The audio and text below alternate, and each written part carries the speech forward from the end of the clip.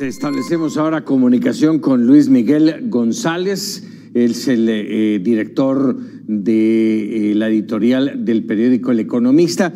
Luis Miguel, como siempre, un gusto poder platicar contigo. Muchas gracias por estos minutos. Vaya situación en la que estamos metidos ahora. Y déjame decirlo así, voy a hacer un lado a Canadá. El interés es México, Estados Unidos.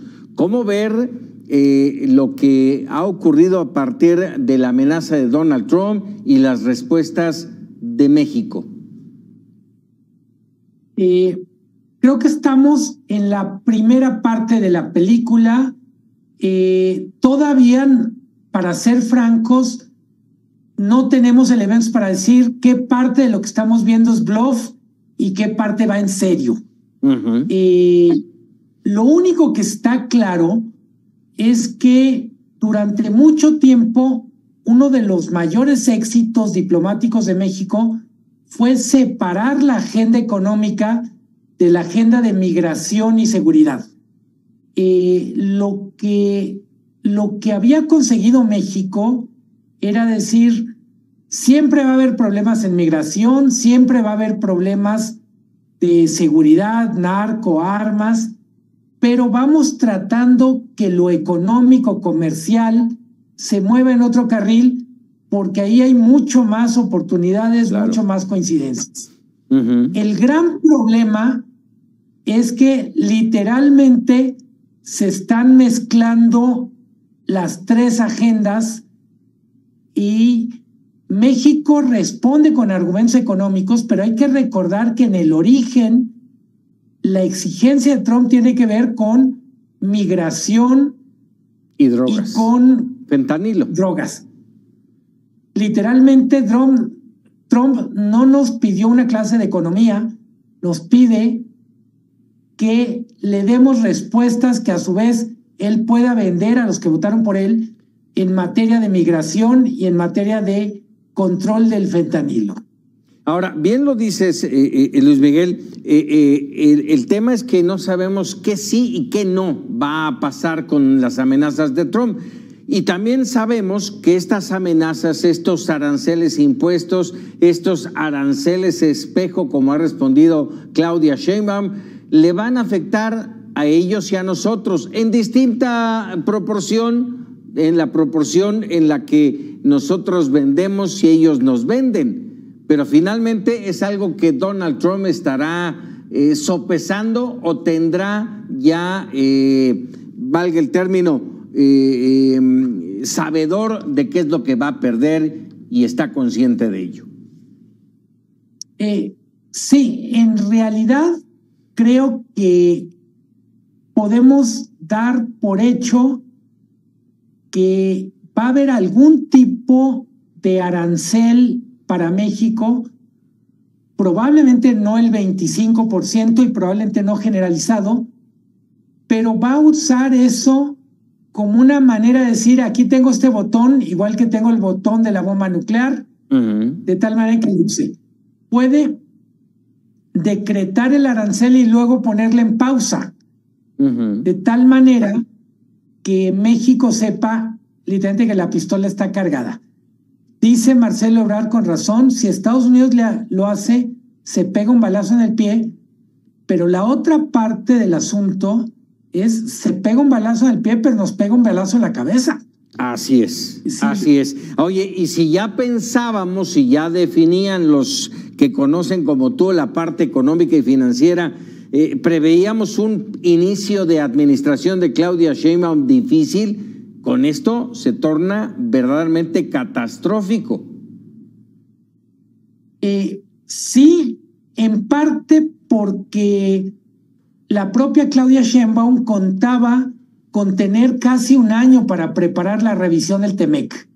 Decía, cosa que es inédita en la cultura política mexicana, para la negociación del 2026 vamos a empezar a trabajar ya desde 2024. Ya.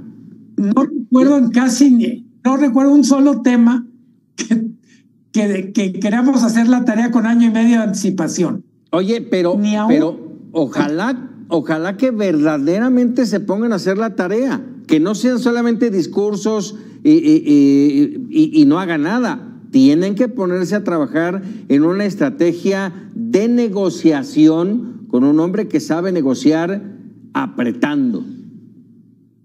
Totalmente. A ver, una manera interesante de ver esto, Paco, es qué cambios vamos a ver en el presupuesto 2025 a partir de lo que nos está planteando Trump. Cambios, por ejemplo, en presupuesto de servicios consulares, presupuestos en la Secretaría de Economía para fortalecerla técnicamente y, por supuesto, cambios en el Instituto de Migración y en todo lo que tiene que ver con combate al fentanilo. Ahí es una manera de ver cómo lo que está planteando Trump nos va a afectar o nos debería afectar en un tema que por lo pronto ha ido en un carril paralelo mucho más metida en las grillas y las obsesiones de Morena. Caray, pues bueno, vamos a ver en ese entorno. Oye, déjame aprovechar y preguntarte en otro mood lo que hoy ocurrió, lo que hoy se presentó en la mañanera del pueblo, este Plan México. ¿Qué quiere decir ese Plan México? ¿Hacia dónde va? A ver, hay una parte del equipo de Sheinbaum que está tratando de marcar una diferencia respecto al sexenio anterior,